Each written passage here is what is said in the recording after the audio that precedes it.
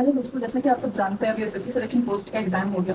जो graduate level का paper था वो बहुत ज़्यादा अनप्रेडिक्टेबल था और वो सबके लिए था। ठीक है, मुश्किल तो था ही, ठीक है, वो तो एक अलग चीज़ है, पर कुछ नए टाइप के पैटर्न देखने को मिले क्वेश्चंस में।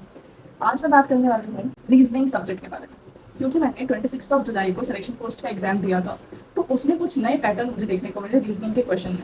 तो उन सारे टॉपिक्स को मैं आज आपको बताने वाली हूँ। देखिए, प्रॉब्लम क्या है ना कि बहुत सारे बच्चे अभी फिर से सिलेबस करना शुरू कर देंगे, जो कि बिल्कुल भी ठीक नहीं होगा अभी के लिए।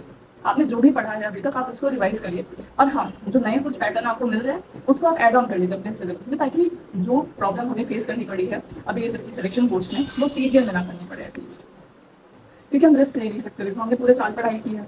ठीक है, तो कुछ एक दो पैटर्न जो नए टाइप के क्वेश्चन हैं, और हम एसएससी से उम्मीद भी नहीं कर सकते सिलेबस में कुछ चेंज आ जाएगा, क्योंकि लेवल ऑफ क्वेश्चन तो वही रहने वाला है। या फिर अगर ना भी रहे तो सेफर साइड लेके चलना चाहिए मेरे ख्याल से। तो वो सारे टॉपिक्स जो मुझे रीजनिंग में नए देखने को मिले इस सिलेक्शन पोस्ट के एग्जाम में, आपको बताने वाली हूँ। तो ये कुछ टॉपिक्स हैं जिससे मुझे न्यू पैटर्न देखने को मिला रीजनिंग में। सबसे पहला है statement and conclusion, course and action, statement and argument. एक एड्रेस मैचिंग का भी क्वेश्चन है, जिसमें जो 4 ऑप्शन दे देते हैं, एक क्वेश्चन में एड्रेस देते हैं और कुछ कुछ चीजें चेंज कर देते हैं हर एक ऑप्शन में। तो वो तो प्रेजेंस ऑफ माइंड है आपका, ताकि आप क्वेश्चन प्रैक्टिस कर सकते हो उससे।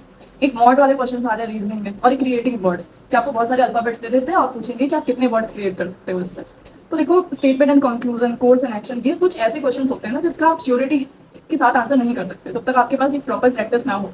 क्योंकि ये जनरल क्वेश्चंस होते हैं, अगर हमने अपने कॉमन सेंस से इसको आंसर कर दिया तो वो रॉन्ग हो जाएंगे। तो इसलिए इसको पढ़ना और प्रैक्टिस करना बहुत ज़्यादा इंपॉर्टेंट है। तो रीजनिंग में तो मुझे नया सिर्फ यही देखने को मिला। और आपसे मेरी यही रिक्वेस्ट है कि आप वापस से सिलेबस शुरू मत कर देना। आपने जो कुछ भी पढ़ा है आप उसे रिवाइज करिए, ठीक है। और ये जो कुछ नए टॉपिक्स मैं आपको बता रही हूँ, ये जो स्क्रीन पे आ रहे हैं आपके सारे टॉपिक्स, इन सबको आप पढ़ लीजिए। आप कहीं से पढ़ के और फिर प्रैक्टिस कर सकते हैं इन सारे क्वेश्चंस की। Thank you.